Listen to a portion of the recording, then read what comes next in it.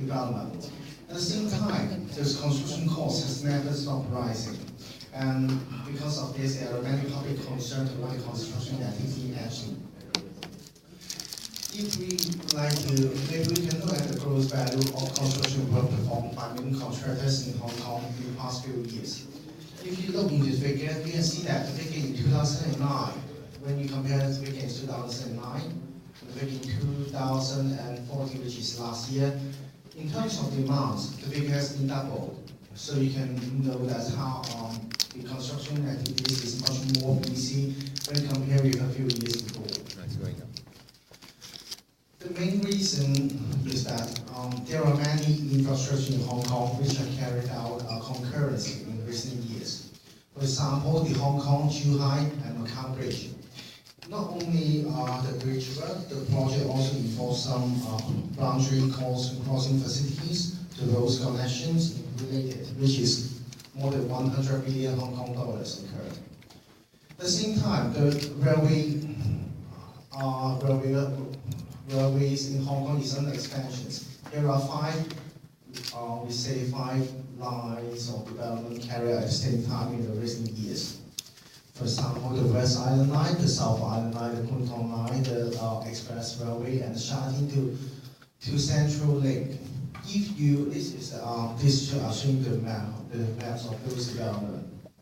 If you look at the year of their start, they're starting from the 2009, 2011, they're about starting at the same time.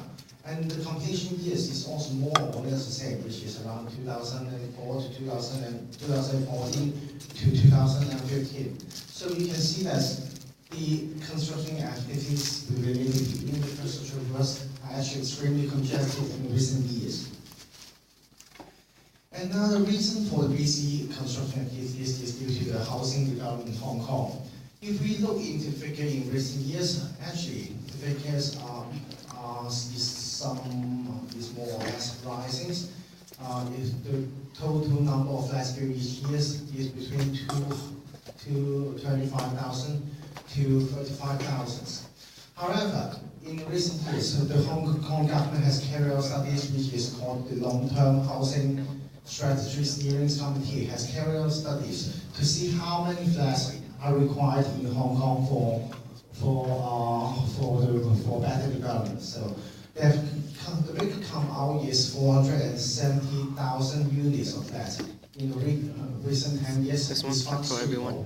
Which means that we have to build 47,000 flats every year, while 60% of them are from housing development. If you look at the few figures before, you can see that even the figures has been increasing in recent years, the number required is still not enough. So we still anticipate that there is more and more housing development in Hong Kong. And this is also announced in the 2014 policy stress of the government. Talking about the construction costs, we can still see that the trend is still rising and rising. We have figures from building works, from the road works, and some civil and infrastructure development. The percent reviewing the tender price index, which talking about the cost of construction, is rising every year, which is from sometimes they have more than 10%. The reason behind is very complicated, but as mentioned by the Japan representative today, one of the main causes shall be the shortage of labor and also the shortage of some construction professionals. Because there are also many developments in China and Macau, which is near to Hong Kong. So sometimes they drive out many of the professionals and workers from Hong Kong. According to a study, actually we are now in lack of more than 10,000 skilled workers. And also, I'm not sure about the figure, but I think we need around 3,000 more professionals, which is from engineers, architects, surveyors, to fulfill the requirements in Hong Kong. And another figure from the Construction Association of Hong Kong is that the tremendous increase in the wages of the workers. For example, in terms of the three main trades of workers like the contractors, the carpenters, the steel benders, you can see that their wages increased by 25 to 57% from 2002 to 2014. And as many of you may know, the labor cost usually costs still around 34% of the total construction cost, and this may be one of the reasons for the non-stop rising of the construction cost. Because of the BEC at the construction activities, and also many of the infrastructure projects are involving large amounts of money. So the people in Hong Kong are now much more concerned about how these projects are run, and they put more pressure on the government on the approval of the budgets for those projects. One of the examples is the expansion of the radio television in Hong Kong, which is a public broadcast company in Hong Kong. The headquarters was proposed to be renewed, or say a new building is going to be built. According to the budget in 2009, the original budget is around 1.5 billion Hong Kong dollars. However, when they resubmit the budget in 2014, it comes to our attention that the budget has been increased to 6.1 billion, which is 4 times that amount before. This proposed budget and proposed development was finally turned down by the lawmakers, we say, because the public has a great concern on these projects, and the projects are asked to redesign and to reduce the cost incurred. Another example is the West Kowloon Cultural District Development. The original budget in 2009 is 21.6 billion Hong Kong dollars, and this project is now being carried out. However, I think this shall be completed by 2016, I think. And finally, the revised budget in 2014 has already increased to 47 billion. It is also, this also makes the public very much surprised about this.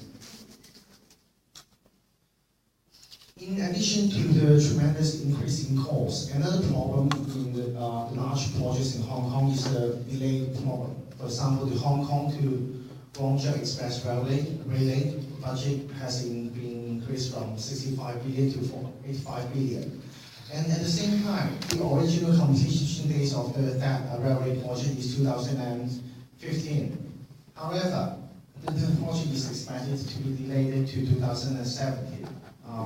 There may be some reason behind, for example, like the findings of antiquities, like because of the damage to the facilities by heavy rain in 2004.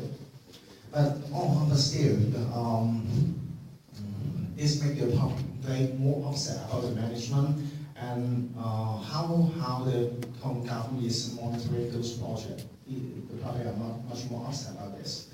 And even this problem sometimes become a political problem. So while people are now considering some new projects which are involving large amount of money, like the third runway in Hong Kong Airport, which the budget is expected to be 140 billion Hong Kong dollars. Here the public are much more concerned about how this money are going to spend, and they want to have a much more better planning, better use of those money before this project approved to be run.